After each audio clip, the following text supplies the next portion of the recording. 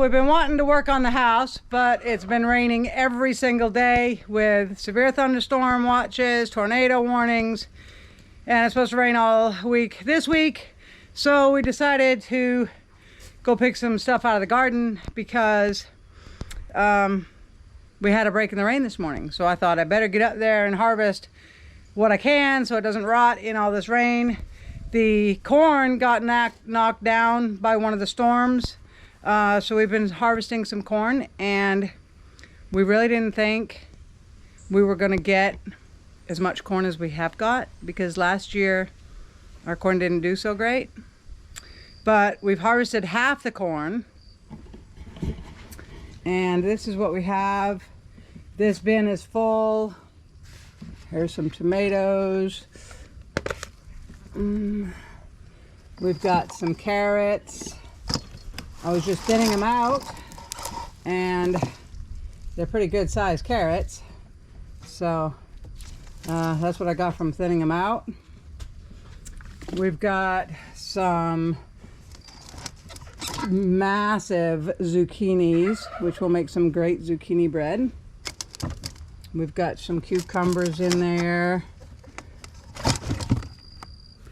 We've got green beans and peppers and more cherry tomatoes. And if you could see underneath all that, this wagon is 100% full of corn. And that's only half the corn. So we probably made a mistake by planting all of the corn all at once, but we really didn't think that we were going to get that much. There is probably, I think we planted like 960. So some of them grow double ears. So there's probably at least 1,000 ears.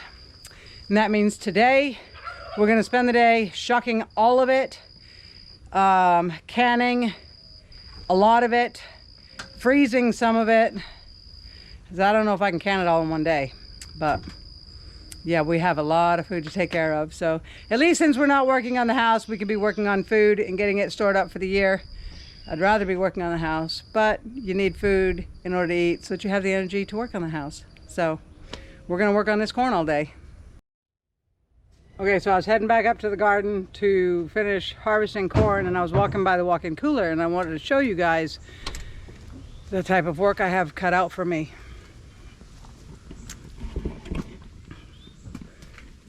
So we've got zucchini that I need to get shredded up and put in the freezer for zucchini bread. Tons of cucumbers. Most of those will end up going in a compost bin because we can't eat that many. Potatoes, potatoes, potatoes, potatoes, and potatoes. I still need to can up all of these potatoes. I will keep some of them for fresh eating, but here in the South, potatoes aren't going to last forever. Now, being here in the walk-in cooler, they will last longer because it's nice and cool in here. It's dark in here. But I do want to get a lot of them canned up so that I know we're not losing any. But my walk-in cooler is also getting very, very full. So yeah, I've got tons of potatoes I've got to can up. Now I have over 1,000 ears of corn I need to can up, which I don't know where I'm going to store it. I've also got this bag full of onions, some onions up there, and onions down there. And for the onions, I've been chopping them up, put them in the freezer. Onions, you know, don't last very long. They'll get soft, they'll rot. But yeah, so I'm chopping those up, putting them in the freezer. I've also been dehydrating some for garlic powder, onion powder. And it takes a long time to dehydrate them because it's so humid right now, especially with all the rain. So I'm not sure how much onion powder I'm going to get made, but that's where some of it goes. And then the last thing we have in here are these Armenian cucumbers. If you guys have never grown these, they're really good. Taste just like a cucumber, even when they're huge like that. So yeah, I did can up 12, 14 more jars of salsa for the year. So that's done. I also have bags of frozen tomatoes that I need to turn into spaghetti sauce because we are down to 11 jars of spaghetti sauce left. So I need to get those started soon. Got lots of green beans for the year. We've got carrots. We've still got all of our meat. Tons of pickles, broth, pears. Still have a ton of pears, and we haven't even harvested this year. Jams and jellies. So yeah, I think we're gonna have to take a break from the house for the next month because I need to get all this food prepped up and put away for the year. We don't want to lose any of it. That would be a waste of my time and my money, and then I would have to go grocery shopping, which I do not want to do. We have not gone grocery shopping. Heck, lately we haven't gone grocery shopping in like 3 months. So but other than that, we haven't gone grocery shopping for fruit, veggies and meats for over a year, and we want to keep it that way. So let me show you the corn patch or what's left of it. So we've harvested 1, 2, 3, 4. Looks like we harvested 5 rows. So we've still got another 4 or 5 rows there to harvest. 1, 2, 3. It looks like 4 more rows to harvest. So we're a little over halfway done, and we're gonna get back to work and get it all harvested up. And you can see here, this is where the wind blew it down, which is weird because it's in the middle. That's all standing up, and that's standing up. But then this whole area right here in the middle was all laying down from the storm. It was almost like a tornado touchdown right in the middle of it. All right, guys, I'm gonna harvest it, and I'll show you how much we got when it's all done, if I can. Ocean's gonna start shucking it right now while Eddie and I are harvesting the rest of it. So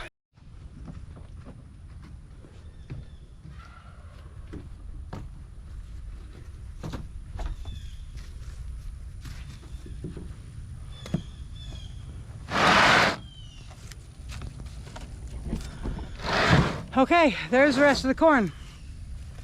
Let's take a quick walk through the garden, and I'll tell you about some mistakes we made, some things we might have done right. Let's start over here with the tomatoes that we were supposed to put them on a wire, and then we started building the house, so we didn't do it. So all of these tomatoes are laying on the ground, but I'm getting a lot of tomatoes. You can see, probably can't see from here. There's a lot of red ones and orange ones over there and over there, but this was a mistake other than the fact that we didn't string them up like we were supposed to. The squirrels are eating the tomatoes. They're just pulling them off the plant and eating them. So we have declared war against the squirrels. But there's something else going on in this garden bed that is probably a mistake on my part. Now, you know, we grew the onions here, and the onions did fabulous.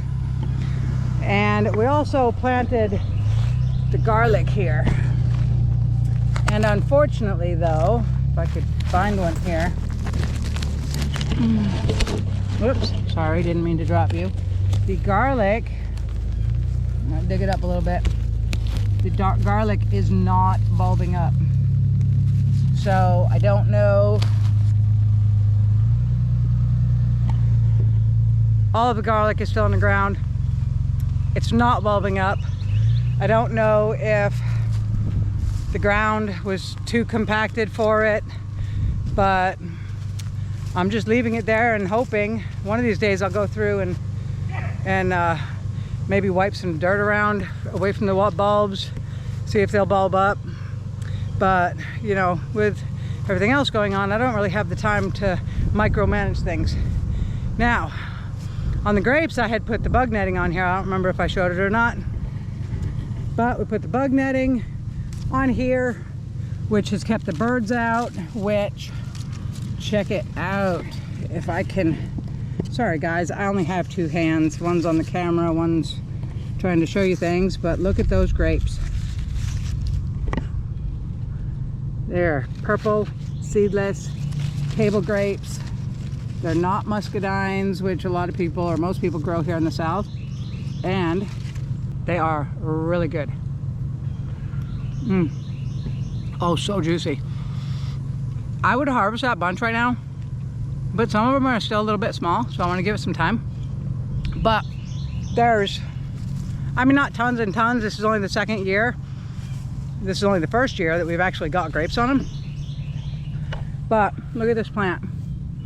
We've got a bunch there that are turning. We've got lots of little bunches, but they're not all purple yet.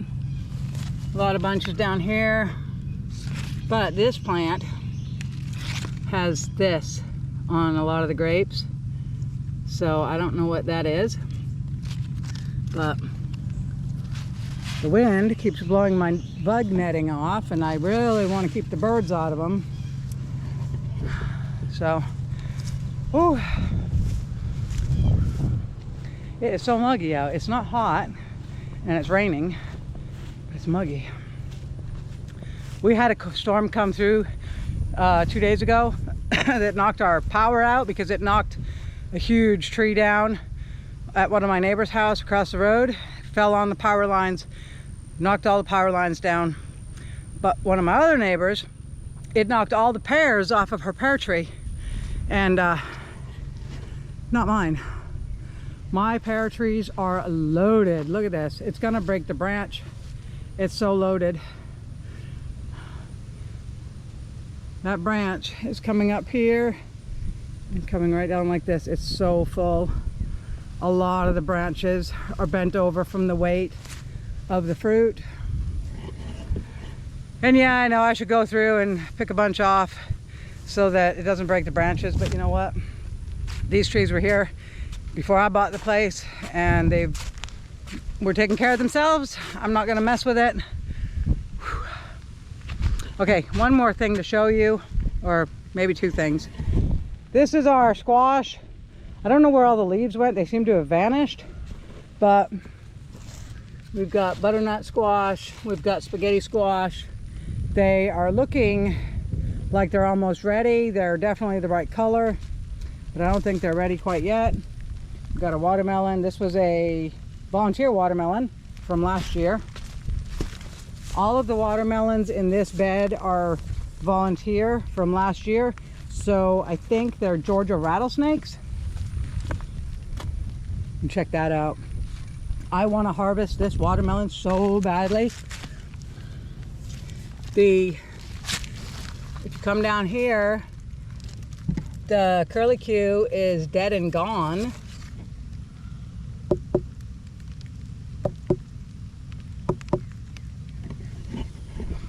But last year, every time I thought one was ripe, I would cut it open and it wasn't ripe. So I'm not gonna harvest it yet. But I just hope I harvest it before it splits open. If you guys know a foolproof way of me knowing when it's ripe, please let me know, because I really want to get one ripe. But so these are the bush beans. I think I'm gonna pull all these plants up. We've gotten quite a few beans off of them. They're not looking great, and all of this area is kind of crowded because I have the peppers on the other side of the bed, but we have got a ton of beans off them, so I think I'm going to pull these up, and then we'll still have the pole beans. These are bush beans, if I didn't say that. My zucchini plants are freaking massive.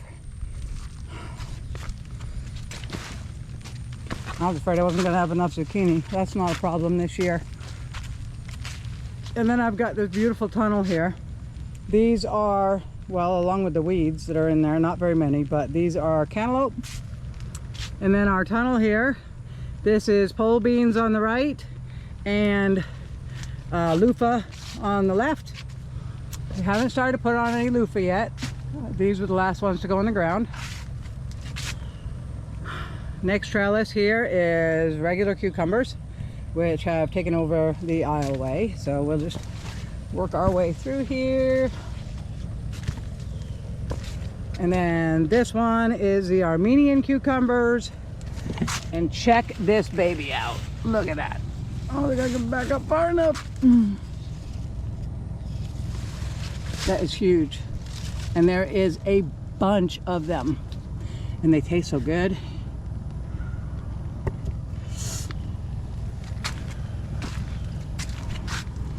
There's a big one there.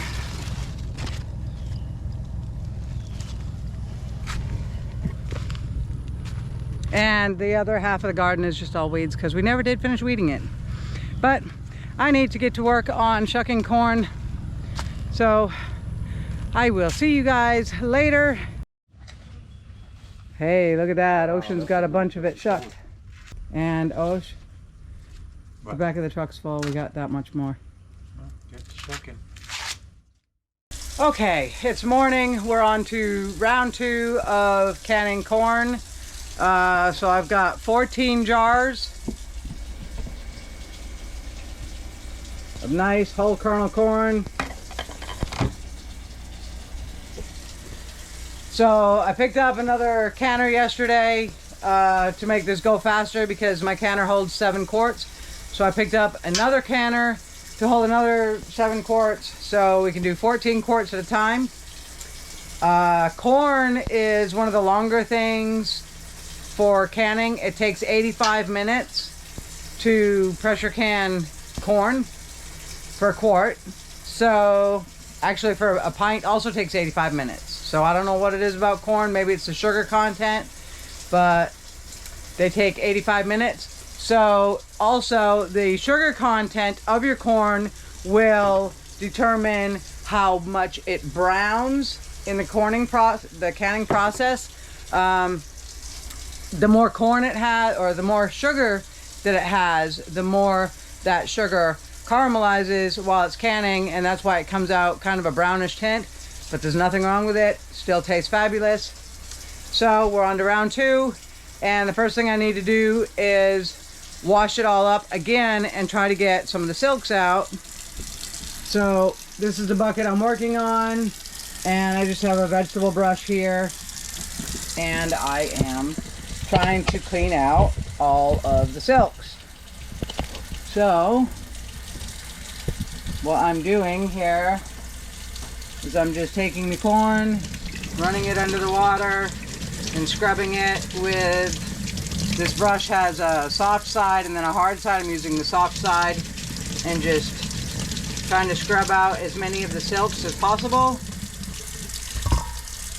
I'm going to be doing this for the next little while, and then we will move on to the next step of canning this stuff up. Alright, I've got a pot of water simmering on the stove, and I've got 3 quarts of water in the 2 canners. This canner is heating up. This canner will go on that burner when I'm ready for the water. I've got 2 bowls of corn here ready to be cut up. I've got my jars, 14 jars. These are the lids that I've been purchasing. They're from 4 Jars. You can just search that on Google, 4jars.com. And we're gonna cut up the corn and get started here. So other than being time consuming, this is super easy. You just cut the corn off the cob and stick it in a jar.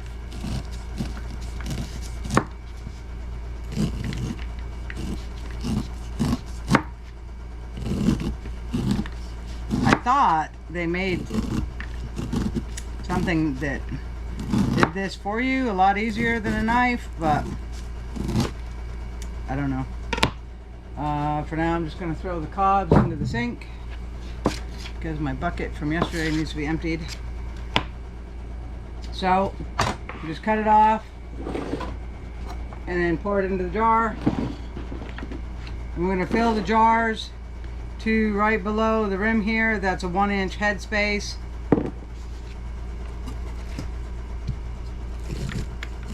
And then once we get them all filled up, we'll just add the boiling water to them, to the same 1 inch from the top.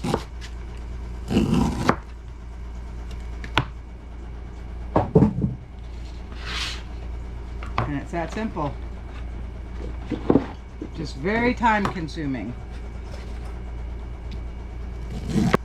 Now, if you were making creamed corn, you would scrape the cob, get all the milk and everything out of it, and then you would put that in a pot, and for, I don't remember what the recipe is, but for like every so much corn you have, you would add a cup of water.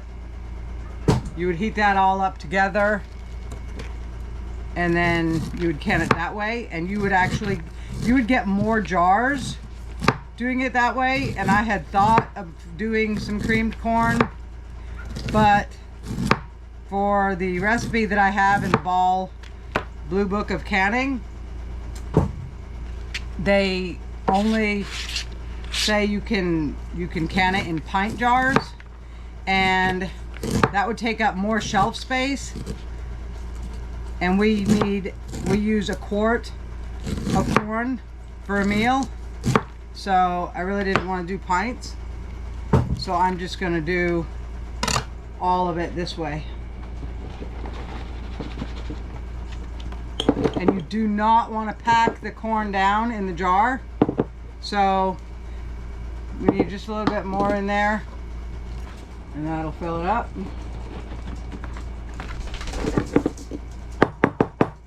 Alright, so that's as full as you want to get, 1 inch from the top.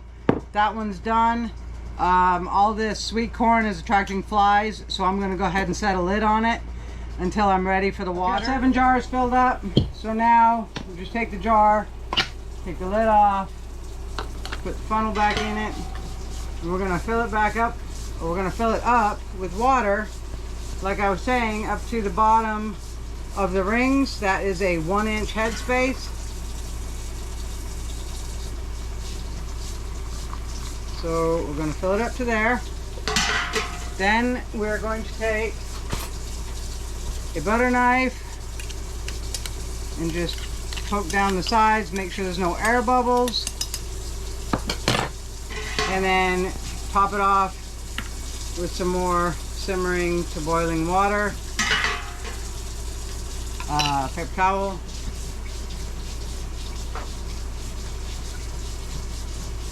We're going to wipe the rim, get all the corn bits off of it, put the lid on, put the ring on, and you just want this finger tight. That's it, and then we're going to set it in the canner.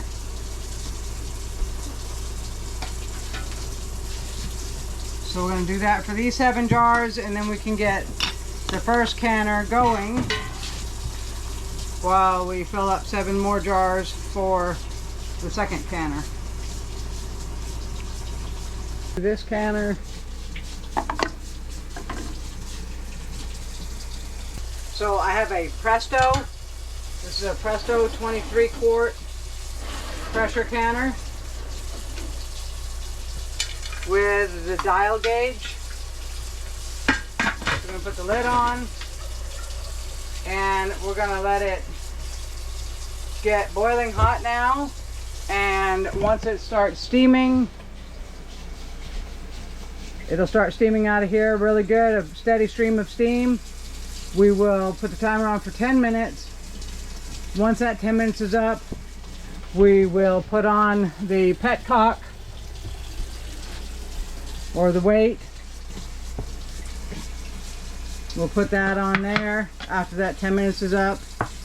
Let it come up to 11 pounds of pressure for our area, and then it has to stay at 11 pounds of pressure for 85 minutes. Now, if at any time your pressure drops below what it needs to be for your elevation, you have to start the timer over again. It's very important that you get a full 85 minutes at the pressure that you're supposed to have. And that all depends on your elevation. So if you want to do some pressure canning and you haven't yet, you'll need to look up what is the pressure for your elevation. I'm at sea level. My pressure only needs to be at 11. If you're up in the mountains, it would be a lot higher. So you have to look that up yourselves. But first pot's done. I'm gonna get to work, cut up some more to get the second pot filled up and going.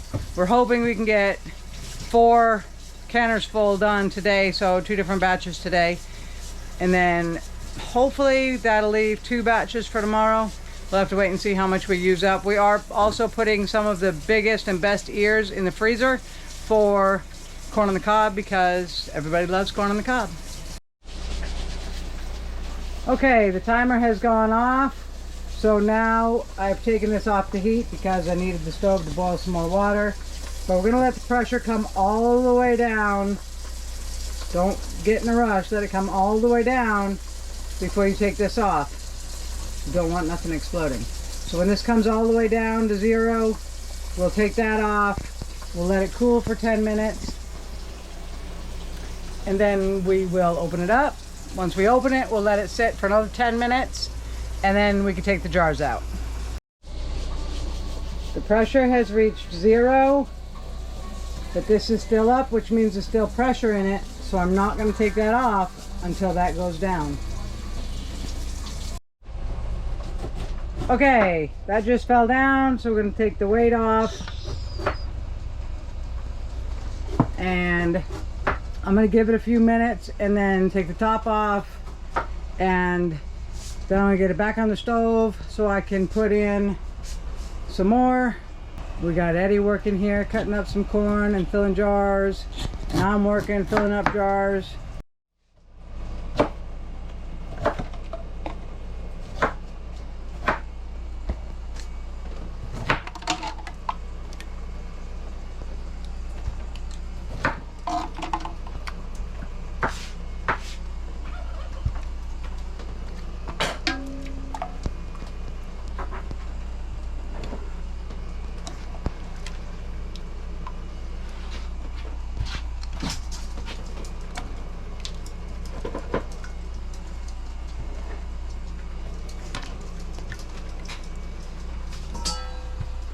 Okay, 7 more jars and the other canner has finished, so we're waiting for that pressure to come down.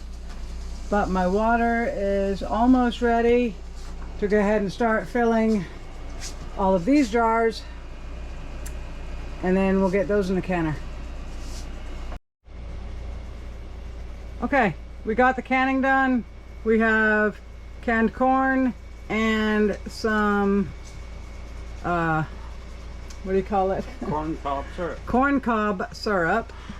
We totally forgot about making corn cob syrup, so we had thrown away most of the cobs, but the last batches of corn that we did save the cobs so we could make some syrup. And we managed to get 56 jars of corn.